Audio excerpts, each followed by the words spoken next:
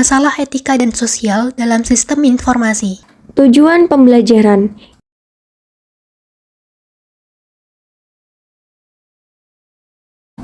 Pelanggaran yang ditimbulkan oleh pelacakan lokasi ponsel seluler terhadap privasi menunjukkan bahwa teknologi bisa menjadi pedang bermata dua, di mana teknologi digital menciptakan peluang baru terjadinya pelanggaran privasi dan penyalahgunaan informasi yang bisa merugikan.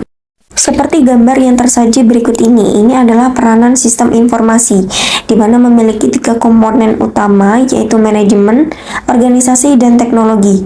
Masing-masingnya memiliki indikator. Manajemen indikatornya pengembangan strategi data lokasi dan pengembangan kebijakan privasi. Organisasi indikatornya mengumpulkan dan menjual data lokasi ponsel dan menganalisis data lokasi ponsel. Sedangkan teknologi indikatornya yang pertama Internet of Things atau IoT, yang kedua perangkat pintar atau smartphones, dan yang ketiga basis data lokasi. Kemudian tahap selanjutnya adalah masuk ke sistem informasi, di mana di situ dilakukan sistem pelacakan lokasi ponsel, memantau lokasi pengguna ponsel, memantau perilaku pengguna ponsel, dan menyediakan data pengguna ponsel untuk dijual dan analisis. Setelahnya masuk ke business solution atau solusi bisnis.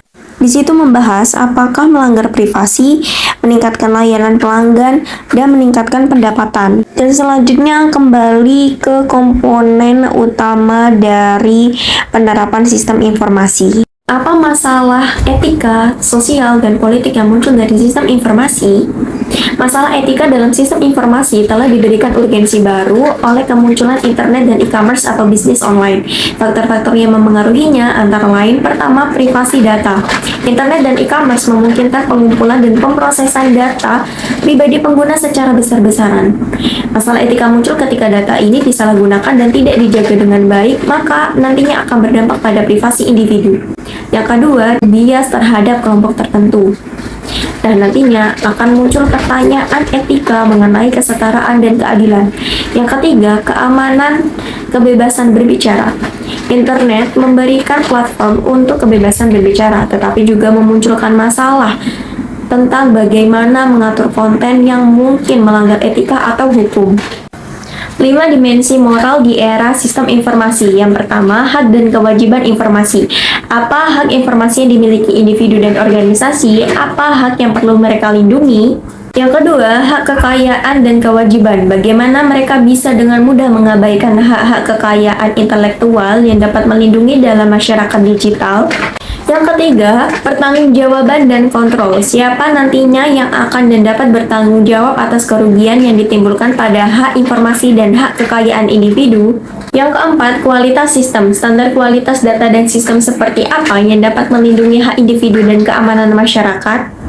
Yang kelima, kualitas hidup. Nilai-nilai apa yang harus dijaga dalam masyarakat berbasis informasi dan pengetahuan, kemudian institusi seperti apa yang harus dilindungi dari pelanggaran, serta nilai-nilai budaya dan praktik apa yang didukung dengan teknologi informasi baru ini. Peran teknologi utama yang meningkatkan masalah etis. Masalah etika sudah lama mendahului teknologi informasi. Namun demikian, teknologi informasi telah meningkatkan kekhawatiran mengenai etika. 5 peran teknologi utama bertanggung jawab atas tekanan etika ini. 1. Kekuatan komputasi meningkat 2 kali lipat setiap 18 bulan. Akibatnya, semakin banyak organisasi yang bergantung pada sistem komputer untuk operasi penting dan menjadi lebih rentan terhadap kegagalan sistem. 2. Kemajuan dalam teknik penyimpanan data dan menurunnya biaya penyimpanan berdampak pada organisasi dapat dengan mudah memelihara database rinci tentang individu. Kemajuan dalam penyimpanan data ini telah menjadikan hal ini sebagai rutinitas pelanggaran privasi individu yang murah dan efektif. 3. Kemajuan analisis data. Perusahaan dapat menganalisis sejumlah besar data yang dikumpulkan tentang individu untuk mengembangkan profil individu secara rinci. Pengawasan populasi skala besar dapat dilakukan. 4. Kemajuan jaringan. Biaya pemindahan data dan membuat data dapat diakses dari mana saja turun secara eksponensial. Akses terhadap data menjadi lebih sulit untuk dikendalikan. 5. Dampak pertumbuhan perangkat seluler. Ponsel individu dapat dilacak tanpa izin atau sepengetahuan pengguna. Perangkat yang selalu aktif menjadi tambatan. Teknologi NORA telah memberikan kemampuan pembuatan profil yang lebih baik dengan mengambil informasi tentang orang-orang dari berbagai sumber yang berbeda dan menghubungkan hubungan yang mungkin membantu dalam proses identifikasi. Teknologi ini memindai data dan mengekstrak informasi saat data sedang dihasilkan, sehingga sebuah profil seseorang dapat diketahui. 4.2. Prinsip perilaku khusus apa yang dapat digunakan untuk memandu keputusan etis? Terdapat 3 konsep dasar, yaitu tanggung jawab, akuntabilitas, dan kewajiban. Konsep-konsep dasar ini mendasari analisis etis sistem informasi dan orang-orang yang mengelolanya. Analisis etis. Ketika dihadapkan pada situasi yang dapat menimbulkan masalah etika, proses 5 langkah berikut dapat dilakukan. 1. Identifikasi dan uraikan fakta dengan jelas. 2. Mendefinisikan konflik dan mengidentifikasi nilai-nilai yang terlibat. 3. Mengidentifikasi pemangku kepentingan. 4. Mengidentifikasi pilihan-pilihan yang dapat diambil. 5. Mengidentifikasi potensi konsekuensi yang dari pilihan yang diambil. Selanjutnya saya akan menjelaskan tentang prinsip etika kandidat. Yang pertama yaitu perlakukan orang lain sebagaimana Anda ingin mereka memperlakukan Anda. Itu menempatkan diri Anda pada posisi orang lain dan menganggap diri Anda sendiri sebagai objek keputusan dapat membantu Anda memikirkan keadilan dalam pengambilan keputusan. Yang kedua, jika suatu tindakan tidak tepat untuk dilakukan setiap orang, maka tindakan tersebut juga tidak tepat untuk dilakukan oleh siapapun. Yang ketiga, jika suatu tindakan tidak dapat dilakukan berulang kali, maka tindakan tersebut sama sekali tidak tepat. Lalu yang keempat, lakukan tindakan yang mencapai nilai lebih tinggi atau lebih besar. Aturan ini mengasumsikan Anda dapat memprioritaskan nilai dalam urutan peringkat dan memahami konsekuensi dari berbagai tindakan. Yang kelima, mengambil tindakan yang menghasilkan kerugian paling kecil atau potensi kerugian paling kecil, yaitu dengan menghindari tindakan yang mempunyai biaya kegagalan yang sangat tinggi dan fokus pada pengurangan kemungkinan terjadinya kecelakaan. Yang keenam, mengasumsikan bahwa hampir semua benda berwujud dan tidak berwujud adalah milik orang lain, kecuali ada pernyataan khusus sebaliknya. Jika sesuatu yang diciptakan orang lain berguna bagi Anda, maka itu mempunyai nilai dan Anda harus berasumsi bahwa penciptanya menginginkan kompensasi atas karya tersebut. Lalu yang selanjutnya ada kode etik profesional. Definisi kode etik merupakan janji profesi untuk mengatur dirinya demi kepentingan masyarakat umum. Misalnya menghindari kerugian terhadap orang lain, menghormati hak milik, di mana itu termasuk hak kekayaan intelektual, dan menghormati privasi. Selanjutnya yaitu terkait tantangan internet terhadap privasi. Di masa saat ini tidak dapat dipungkiri bahwasannya teknologi internet telah menimbulkan tantangan baru bagi perlindungan privasi setiap individu, di mana situs web melacak setiap pencarian atau kunjungan yang telah dilakukan oleh seseorang. Di dalamnya dapat berupa situs web dan halaman web yang telah dikunjungi, konten yang telah diakses oleh seseorang, dan item apa saja yang telah diperiksa atau dibeli orang tersebut melalui web. Pemantauan dan pelacakan ini terjadi tanpa sepengetahuan dari pengunjung situs web dan tanpa disadari bahwasannya para pengunjung telah memberikan informasi pribadinya terhadap suatu istilah yang disebut dengan cookies atau cookie. Cookie yaitu merupakan file kecil yang berisikan informasi dari user ketika mengunjungi suatu web. Dengan cara ini, situs web dapat menyesuaikan kontennya terhadap minat dari setiap pengunjungnya. 4.3. Bagaimana cookies mengidentifikasi pengunjung web? 1. Server web membaca browser web pengguna dan menentukan sistem operasi, nama browser, nomor versi, alamat internet, dan informasi lainnya.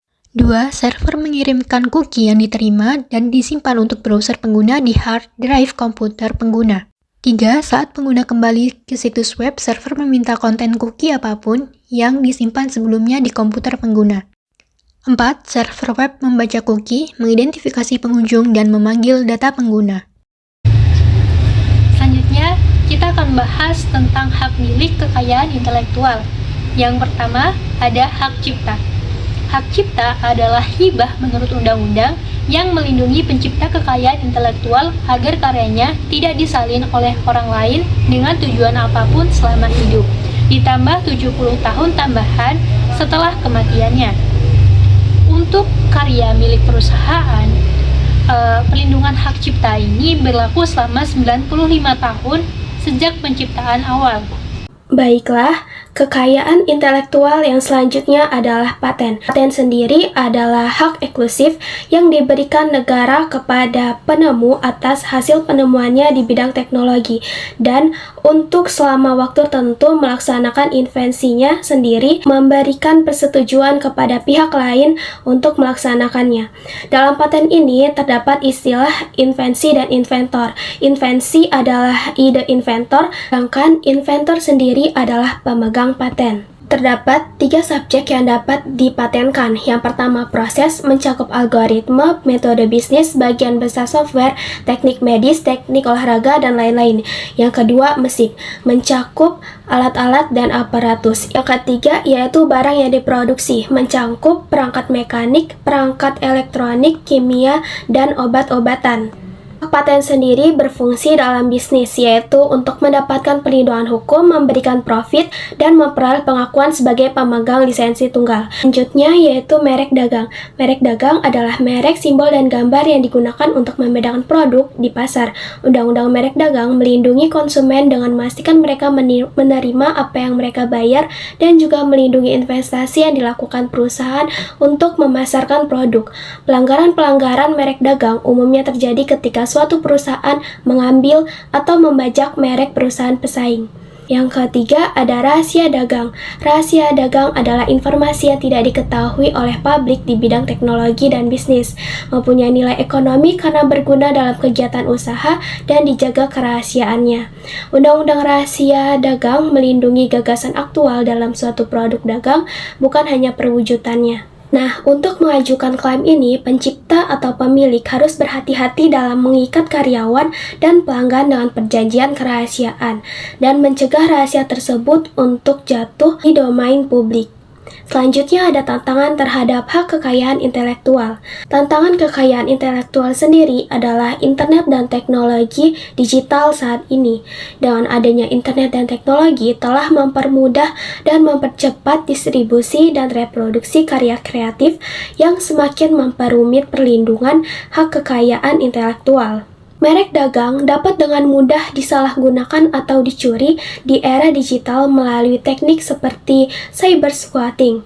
Munculnya media sosial dan platform e-commerce telah menyebabkan peningkatan pemalsuan produk dan penjualan barang palsu yang berdampak buruk bagi pelanggan dan pemilik merek. Pendistribusian konten tanpa izin dan pembajakan konten juga terjadi melalui situs ilegal. Namun, era digital juga menawarkan peluang baru untuk perlindungan HKI, seperti sistem untuk memantau dan melacak HKI dapat dibuat dengan aman dan transparan menggunakan teknologi blockchain. Dan teknologi seperti pengenalan wajah dan audio dapat digunakan untuk mendeteksi konten yang diunggah secara ilegal atau tidak sah. Bagaimana sih sistem informasi mempengaruhi undang-undang dalam menetapkan akuntabilitas dan tanggung jawab serta kualitas kehidupan sehari-hari? Seiring dengan undang-undang privasi dan properti, teknologi informasi baru menjadi tantangan dalam penerapan undang-undang pertanggungjawaban dan praktik sosial yang ada untuk menahan individu dan institusi yang akuntabel. Masalah-masalah seperti peretas dan pembobolan data, sistem perangkat lunak yang buruk, sensor yang tidak berfungsi terkadang sering terjadi, mengingat pentingnya perangkat lunak dalam kehidupan sehari-hari. Sistem kualitas data dan sistem error. 3 sumber utama kinerja sistem yang buruk adalah 1. Bug dan kesalahan perangkat lunak. 2. Kegagalan perangkat keras atau fasilitas yang disebabkan oleh alam atau sebab lain. Dan 3. Kualitas data masukan yang buruk. Jalur pembelajaran bab 8 membahas mengapa tidak ada cacat pada kode perangkat lunak dan kompleksitas apapun tidak dapat dicapai dan mengapa keseriusan bug yang tersisa tidak dapat diperkirakan.